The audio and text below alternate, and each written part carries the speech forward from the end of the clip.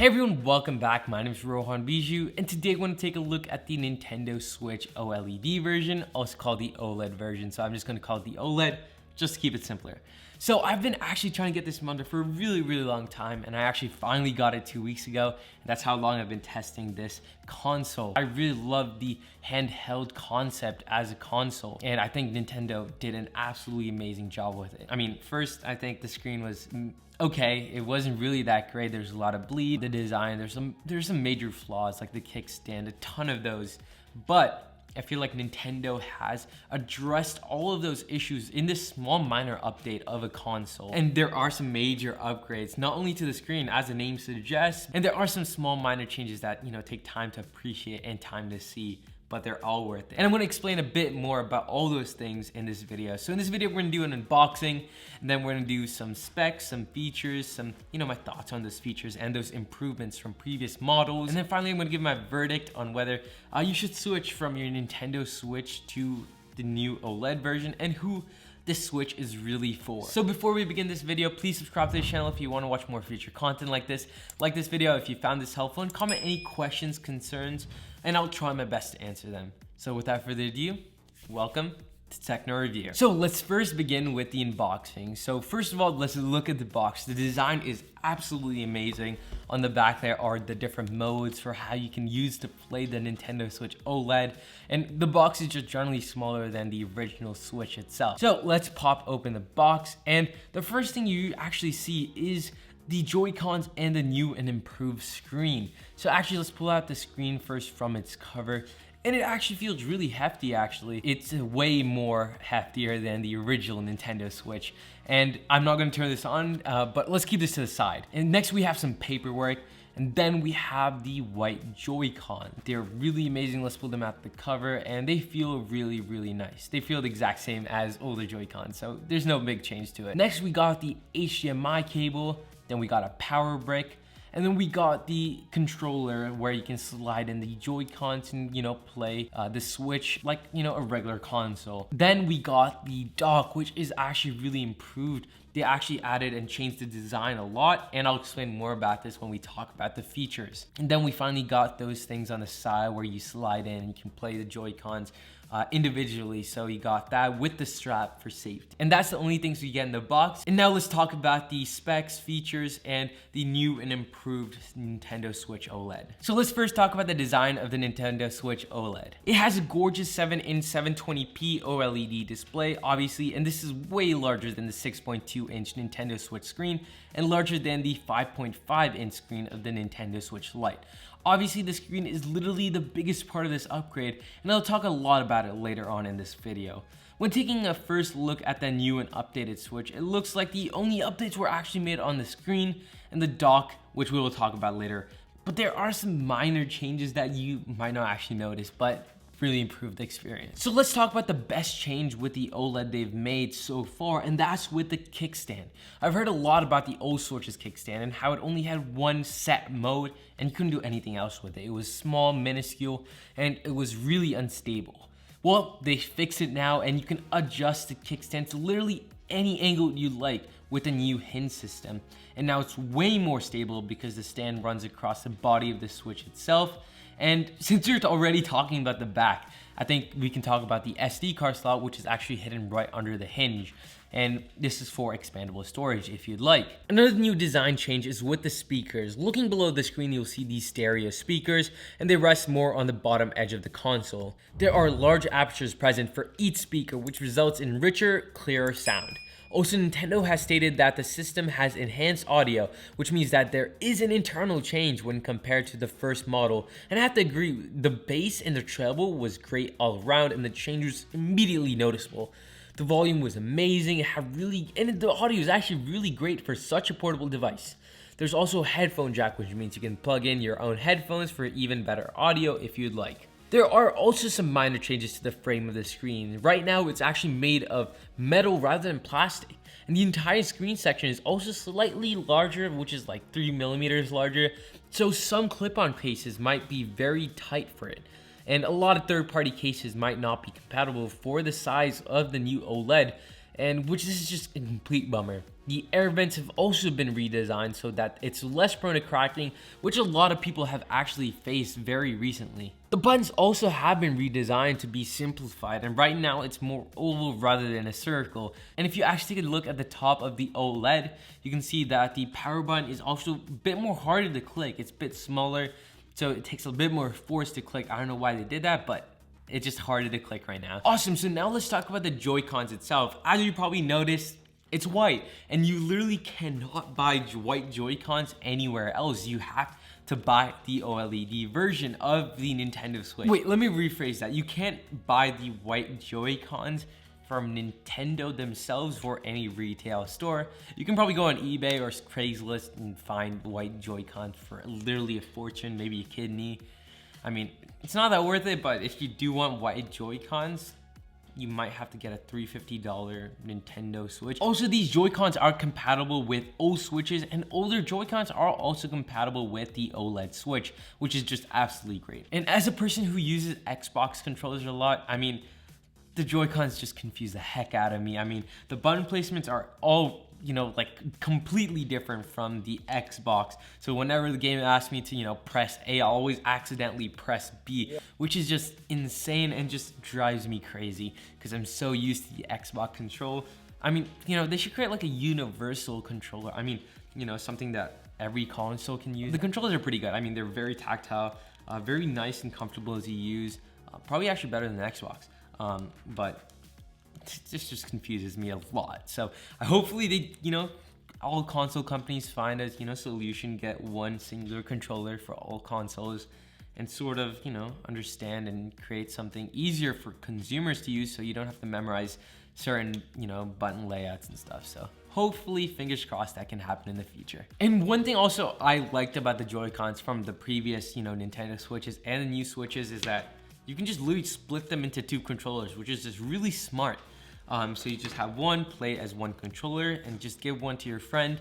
And connecting controllers are really easy. So if you want to play Smash, you know, with 4 players, just get 2 other Joy-Cons, slide it into the Switch itself, like slide it into the slots on the screen, and it just automatically pairs, which is the easiest thing I've seen so far on pairing, which is absolutely amazing. And it's just it's really fun to use, really simple to use, and really fast to use, which is just absolutely amazing. So next, let's talk about the battery. And as a person who hasn't used a lot of portable consoles, this was my biggest concern. Like, will the battery hold up for some intense gameplay, or is it just gonna work for an hour and die? Well, I was not disappointed at all. It was absolutely amazing. The battery was phenomenal, and after a whopping 7 hours of gameplay, it still had some juice in it, which is amazing. I had to stop after that, but it just was really, really good. It lasted for so long and way above my expectations of about like 2 to 3 hours. Seriously, I was actually blown away, and it worked absolutely like a champ. So if you do buy the Nintendo Switch OLED, you can expect about, you know, 4.5 hours to 9 hours of gameplay on a single battery charge. That's what, you know, the specs Nintendo said it would have. So I think it actually holds up. And if you do want to charge the Switch, you can use the USB Type-C port below, or you can plug it into the new and improved dock. Right, so the dock had some, you know, really huge upgrades. The corners are now rounded, and this was Nintendo's response to how older docks were getting damaged and scratched because of the sharp edges. And I think Nintendo has listened to the consumers, so good call, Nintendo. Good job. So if you do get the other colorway for the Joy-Cons, like the red and blue, you know, if you get that version of the Switch OLED, you will actually get a black dock, which it still looks amazing, and it still has a new and improved design. So on the dock itself, you can actually pop out the back and see the ports inside. So there's a power port, HDMI port, and an Ethernet port from some lag-free gameplay. And the Ethernet port is the best upgrade I've seen on the Switch so far. So on older Switches, you have to get a dongle connected to the dock itself, connect to Ethernet. It just costs extra money and just extra work. But it's really great that Nintendo listened to consumers and put that directly into the dock itself, so you get some very lag-free gameplay when you connect the Nintendo Switch to your TV. So it's really good for competitive gameplay, for Smash, anything like that. So that's really nice. So there are 2 USB ports on the side of the dock, and there's also a nice cable management system on the back, which is just absolutely phenomenal. When you do place your Switch into the dock while the screen is on, it automatically turns on the TV, switches the source, and pulls up the game with a little bit of lag, but it's absolutely amazing. It works faster than I thought. And when you do place the Switch on the dock for charging, there is an indicator on the screen, like right above where you place it on the dock, like, you know, in the small gap, that small stretch of screen, it shows you the indicator for, you know, how much battery is left. So it's really cool. Also, old Switches also work on the new dock, and the OLED works on older docks. So everything is compatible. It's really nice. And as I said before, the Switch is sort of like a minor upgrade. It isn't like a really huge upgrade, game changing, nothing with the internals. Almost nothing has changed in the internals. It still uses the NVIDIA custom Tegra processor, and there's no upgrade to the inside, except for the storage. So previously the storage was 32 gigabytes. Right now it's 64. It's just doubled, which is amazing. And you can also upgrade that, you know, using SD cards and expandable storage. But you are paying extra for it, but you know, there are some pros and cons depending on where you're looking at this situation from. Right, so now let's talk about the main change of the Nintendo Switch OLED, and that's obviously the screen. So right now the screen is almost edge to edge, and the change is immediately noticeable. Actually, if you look at the spec sheet, the resolution is actually the same for older Switch models and the newer Switch. So what is the actual difference between an old LCD Switch and the new OLED Switch screen? Well, on the OLED screen, it actually gives you deeper and darker blacks, which it basically means that it turns off those pixels to give a more believable black. On the LCD display, there's a lot of bleed, so light and color from nearby pixels affect the black pixels displayed, which just gives you murkier images. Also, the OLED display gives you more vibrant colors, which looks absolutely stunning. I play games like Metroid Dread, which just tests out these deep blacks and some vibrant colors like red and green of Samus's suit. Also, playing games like Doom and Witcher 3 also was an absolute joy based on the vibrant colors, the gameplay. Everything was absolutely smooth. The contrast is amazing, the brightness, the detail, absolutely amazing. And it actually runs really great games and really does the processing really well for such a small display. But I really expected a bit more. I know that's probably not, you know, ideal, but I expected a bit more.